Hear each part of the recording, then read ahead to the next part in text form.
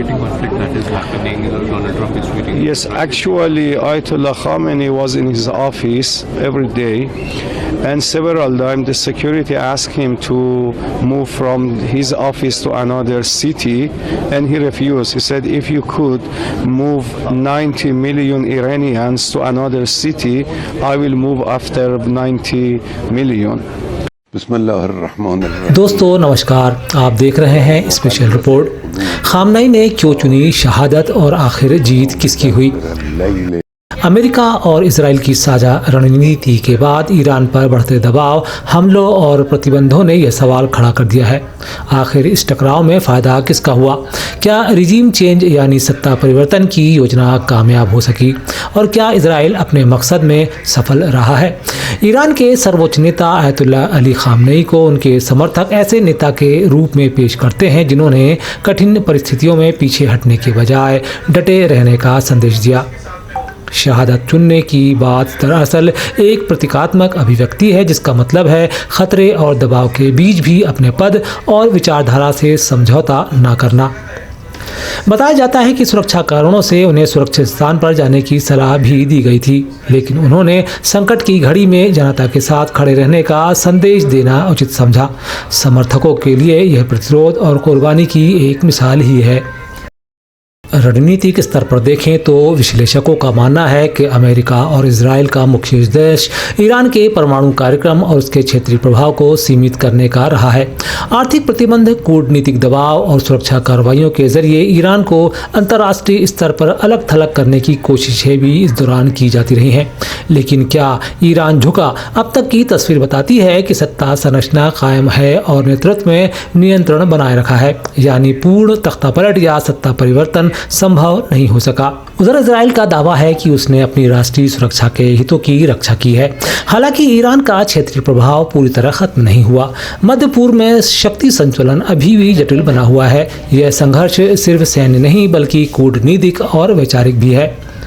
Iran की आवाम की बात करें तो तस्वीर एक रंगी नहीं है। यही नहीं, विश्व के अनेकों देशों में आयतुल्लाह खामनेई ने समर्थन में सड़कों पर उतरी आवाम ने उनकी जीत को और व्यापक कर दिया है। उनका यह समर्थन इतना बड़ा ही है जिसकी संख्या गिनती लायक नहीं। दूसरी ओर ट्रंप अपनी ही संसद में मकबूल नहीं रह गए और कहा जा रहा है कि जल्दी ही मिड टर्म चुनाव में उनकी साख लगभग 20% से अधिक गिर जाने के कारण उनकी आगामी राजनीतिक राह अब आसान नहीं।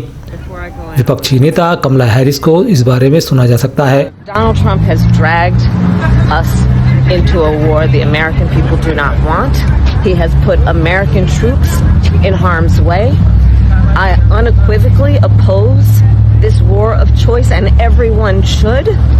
And the bottom line, when it comes down to it, is that if we want to stop Donald Trump with this random decision that he has arrived at, then Congress must act, and Congress must act immediately. The American people do not want our sons and daughters to go into this unauthorized war of choice, and I unequivocally oppose it. Thank you. दूसरी तरफ रूस के Vladimir Putin, Xi Jinping हो या America और Israel की निंदा करने वाला नॉर्थ कोरिया का किम जांग उन, जो आयतुल्लाह खामनेई को महान बनाती हैं।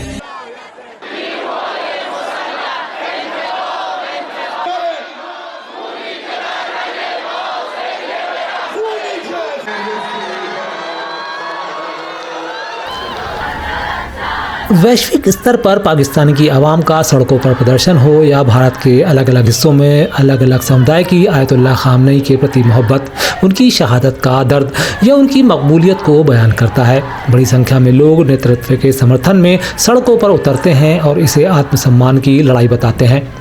तो जीत आखिर किसकी हुई? सैन्य दृष्टि से कोई स्पष्ट विजेता नजर नहीं आता। राजनीतिक दृष्टि से अमेरिका और इजराइल अपने अंतिम लक्ष्य तक नहीं पहुंचे। प्रतीकात्मक रूप से ईरान का नेतृत्व अपने समर्थकों के बीच मजबूत नहीं दिखाई देता। असल में यह लड़ाई सिर्फ हथियारों की नहीं, नैरेटिव की भी है। एक पक्ष इसे सुरक्षा और रणनीति की जीत बताता है तो दूसरा इसे संप्रभुता और प्रतिशोध की मिसाल कहता है। अंतिम फैसला इतिहास करेगा। फिलहाल इतना तय है कि यह संघर्ष सीमाओं से आगे बढ़कर विचारधाराओं की जंग बन चुका है। लेकिन सच यह है कि अमेरिका और इसराइल यह जंग जीत भी जाए तो आयतुल्लाह अली ख़ामनेई एक देश जीत जाते हैं, दुनिया की आवाम का प्यार जीत जाते हैं, अमर हो जाते हैं किसी सच्चे शहीद की तरह। नमस्कार, आप देख रहे थे स्पेशल रिपोर्ट।